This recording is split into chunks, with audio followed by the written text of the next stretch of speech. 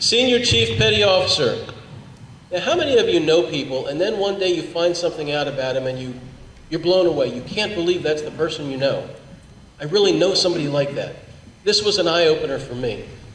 Senior Chief Petty Officer is the 8th of 9 enlisted ranks in the United States Navy, just below Master Chief Petty Officer. In the Navy, it is the first promotion that is based entirely on proven leadership performance. A Chief Petty Officer can only advance to Senior Chief if a board of Master Chiefs approves. Senior Chief Petty Officers make up just 2.5% of the total enlisted force of the Navy.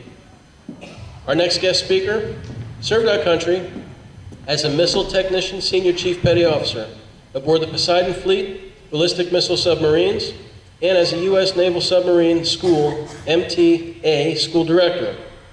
Please join me in welcoming the pastor of the Promised Land Church of the Nazarene, Senior Chief, Pastor Bryan Rosenberg.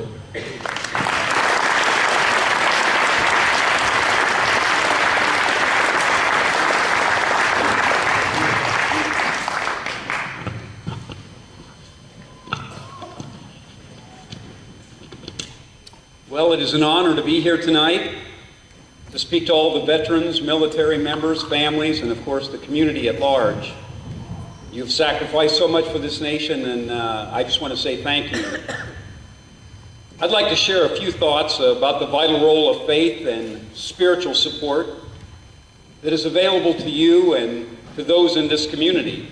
So often our primary focus is the physical and the external toll that war and military service takes on a person, and that's not unimportant by any means. Certainly we need to support our veterans and military members coming back, but many times we focus on those areas, those physical areas, at the neglect of the spiritual and emotional well-being, which are equally, if not more important in many cases, for the long-term wholeness of individuals.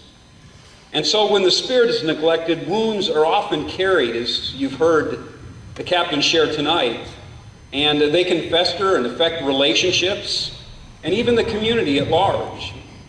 And so tonight I'd like to share just a couple of issues that deal with this from a faith perspective.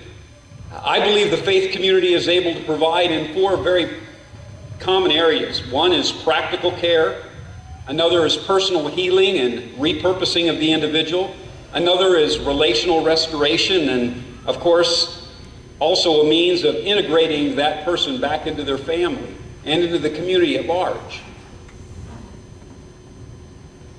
I believe in terms of practical care, we as a faith community can provide many of the resource networkings that are necessary, whether it be trying to connect somebody up with a job as they come back and trying to figure out what it is they want to do.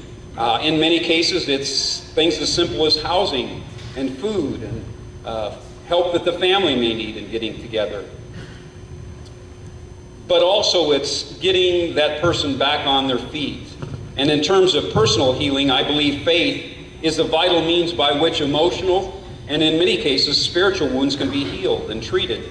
In many cases it's just a matter of having somebody that you know has the confidentiality, who cares, who takes time to hear your story. And again, it's not asking them, but allowing them the opportunity to share that. And I believe the faith community is a great place to share that story, that pain, and in many cases the fears, without any worry about the judgment that may come as a result of that. Additionally, I believe spiritual counseling is available, and of course medical science recently, within the last 10 years, has proven that statistically the people who connect themselves to faith communities have a higher level of personal satisfaction, better relationships, and wholeness and health. And so being connected to the faith community isn't just a matter of knowing God or being religious, but it's actually a part of the wholeness that's needed. And as the medical community begins to look at this, they begin to realize that there are many things that those returning, especially from war zones or violence, have had to deal with. And we've heard a little bit about that tonight. Things like PTSD, but they've classified those now as moral injuries. And they've begun to recognize that just like physical injuries, that there are many who come back with moral injuries. In other words, your ethical or moral foundations have been shaken by what you've experienced or by what you've seen. And these traumatic moral injuries can lead, in many cases, to debilitating guilt that many suffer with throughout the rest of their life because they never seek help. They don't think anybody cares. And we as faith communities are here with open arms to say we do care. And if you need your story heard, if there's guilt that you've been carrying around, if there's some form of psychiatric disorder or PTSD or survivor's guilt, the faith community is there to reach out with open arms and say, no, we may not be able to understand exactly what you went through, but we can offer redemption. And the faith community opens our arms for that. These moral issues are best dealt with by the faith community. And they have even recently, I just read a study where they did on people with PTSD that have returned, that they did this study and they found out that those who are connected to faith communities actually recover quickly, much more quickly, and they do much better as they've looked on in their life over the last 2 years that the study has gone on. But ultimately, spirituality helps guide us back to a foundation of truth. And that truth is that each one of us was created in the image of God with unique purpose and an inner strength. And faith alone can provide us with that. Spiritual intervention through those faith communities helps reconnect the veterans and military members and their families with a broader reality to health and a redemptive attitude that we can come together and connect. We begin to realize that, yes, we've gone through something traumatic. You've gone through something traumatic.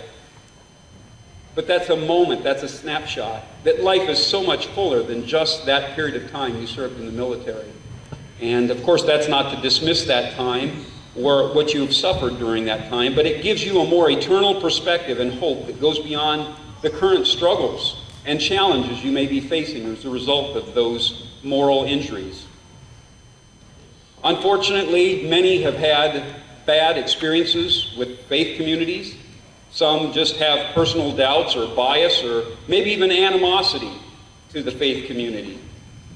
And so they refuse to accept the help of churches or whatever faith organization you may be a part of. For others, it's a matter of shame or guilt that keeps them from seeking the very help that's most desperately needed.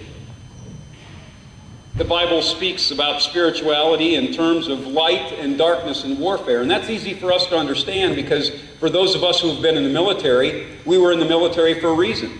There was an enemy out there that we needed to protect ourselves and our nation against. And spiritual warfare is much the same. We have a common enemy, and the best way to combat that enemy is to understand the tactics of the enemy. And one of the tactics is what we call spiritual darkness. Many times you come back and you feel that the pain you have, the guilt that you feel is too great, and you're just going to hide it, that you're man or woman enough to deal with it. That's what the military taught you. And you're just going to grin and bear it. You find out that it's not quite that easy. That's an attack by the spiritual enemy, trying to keep you in that darkness. And we as a faith community try to expose that, try to bring light to that situation. And as we do, we begin to see the healing that begins to happen. The faith community can walk beside you, help you be restored to wholeness by shedding the light on that guilt or shame, maybe even that hopelessness that can begin the healing process as we begin to restore hope. So tonight I want to invite you to reach out. If you're not part of a faith community, I invite you to begin to explore. There are a lot in this community, a lot of great faith communities and churches that you can be a part of. Maybe you already know that you need something more. Maybe something is missing that you can't quite put your finger on. Perhaps it's that spiritual component that's missing from your life that's so vital for a healthy mind, body, and soul. Spiritual health is the key to remain optimistic, to not just survive, but to live life to its fullest as we were designed to do. And so I invite you to reach out to others who are ready to embrace and to help you. They may not be able to understand. Maybe you can help them in many cases. And so I just want to thank you for your service and just welcome you to come out to any faith community. And let me just say thank you, and God bless you. God bless this nation.